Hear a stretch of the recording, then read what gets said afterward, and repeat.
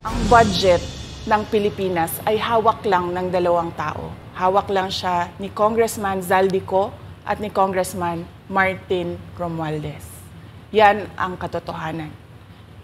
Halimbawa ko dito, medyo mahaba ito, kaya pagpasensyahan mo. Ang halimbawa ko dito, sa DepEd muna tayo. Sa Department of Education, noong taong 2023, merong 5 billion na inapprove para sa classroom construction. Nagulat ako kasi merong mga lumapit na miyembro ng House na humihingi. Hinihingi nila yung 5 billion, parte ng 5 billion na budget. Wala kasi akong experience sa ganyan. At saka ang pagkakaintindi ko, pag inapprove na yan ng Office of the President, ibibigay na yan, pagdediretso na yun sa approval at trabaho ng Department of Education sa construction ng mga classroom. Nagulat ako, may humingi. Magkano ba ang amin dyan? Magkano ba ang amin dyan? So sinabi ko, hindi pwede ito.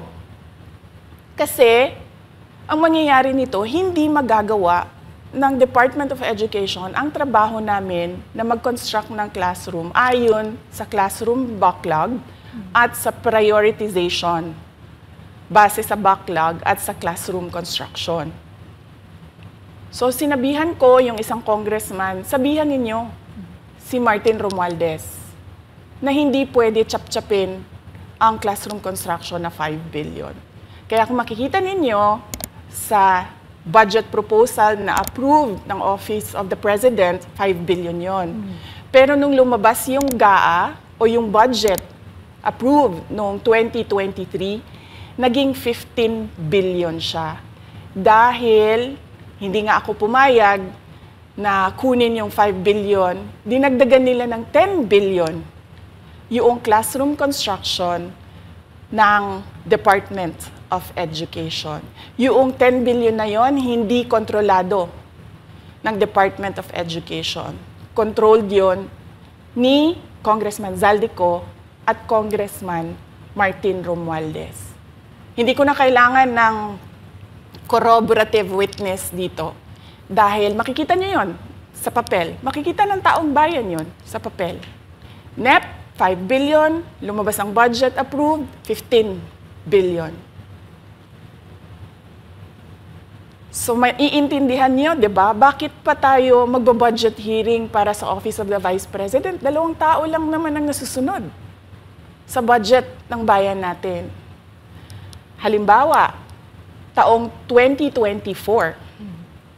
Kung makikita niyo, ang approved na budget ng Office of the President para sa classroom construction ay 19 billion. Noong lumabas na ang House version ng Appropriations Bill, ay naging 24 billion ito. So, approved 19 billion, paglabas sa House, naging 24 billion. At doon sa 24 billion na yon, kung hahanapin mo sa papel, kinuha nila ang 5 billion ng repairs ng classrooms at nilagay nila doon sa 19 billion para maging 24 billion siya. So ang naiwan sa repairs, sa kawawang mga classroom, ay 1 billion. Kaya makikita nyo, sa papel, nandyan yan. Naging 24 billion. At hindi lang yan, dahil noong 2023 ay hindi ako pumayag na hindi masunod yung DepEd na rules sa paano mag-classroom construction based on need, ang ginawa ngayong 2024, inattach nila ang listahan na kung saan gagawin ang mga classroom construction worth 17 billion. Makikita nyo yon sa papel. Pagdating namin sa Senate, nakita yun ng mga senador. Tinanong nila ang Department of Education, totoo ba o hindi totoo na galing sa inyo ang listahan ng 17 billion ng mga classroom construction. So sabi namin sa mga senador, hindi totoo. Hindi namin magagawa yung trabaho namin. Hindi natin masosolve ang classroom backlog. Kung ganito ang nangyayari, pwede ba ninyo kaming tulungan? Yung mga senador naman, very helpful sila. Oo, tulungan namin kayo. Kaya nga, kung makikita ninyo sa interpellation ng isang senador doon sa budget hearing sa Senate, tinanong niya diretso, galing ba sa DepEd ang listahan ng 17 billion? Galing ba sa DepEd ang listahan na inattach doon sa House version? Sinabi namin hindi. Hindi galing sa amin yan. On record yon. Makikita nyo sa mga videos, balikan nyo yung mga videos. Makikita nyo. Yes, my concern, Madam Chair, Mr. President, under the GAB, I observed that there was an increase in the budget for the construction of new classrooms from 19.6 billion to 24.6 billion.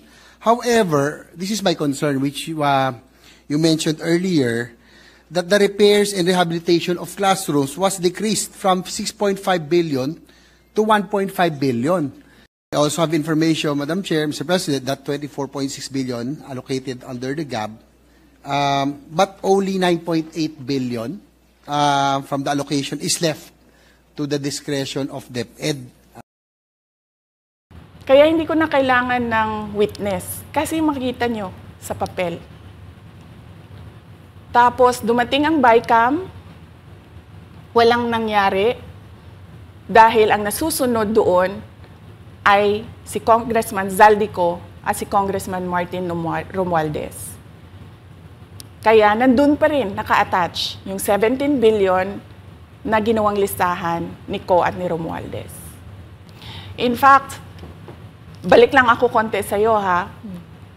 Kahit yung mga congressman, nakikita nila yung problema ng ginawa nila na pag-attach ng listahan sa budget. Kasi doon sa basic education hearing noong May 2024 ng House of Representatives, merong isang congressman nagreklamo, bakit ang tagal ng classroom construction? Bakit ang tagal? Eh sabi nung USEC ng DepEd, kasi may pabago-bago sa listahan ng DPWH dahil hindi kami ang gumawa ng listahan. Yeah, Mr. Chair, with respect to the 17 billion in Annex A of the GAA, we are not privy on how the school sites were chosen. So, be it as it may. How is it chosen? I'm not privy to that, Mr. Chair. As, when the GAB came out, there was a 14.7 billion Annex A. Then when the committee, the GAA came out, from 14.7 it became 17 billion. So we are not privy to how the list was generated. So dagdag ko lang yan doon sa confirmation na kinuha nila yung budget ng DepEd at isa yan sa mga rason kung bakit ako nag-resign sa Department of Education. Hindi na ako papayag na sa susunod na taon, ganyan pa rin ang gawin nila at ako yung mananagot sa ginagawa nila. Kaya yan yung sinasabi ko, bakit pa tayo mag-question and answer dito para atakihin niyo ako? Eh, ang masusunod lang naman sa budget, 2 tao lang. Makikita natin na let's stick to our plan, atakihin natin ito siya. Walang kinalaman sa kanyang Office of the Vice President 2025 budget proposal.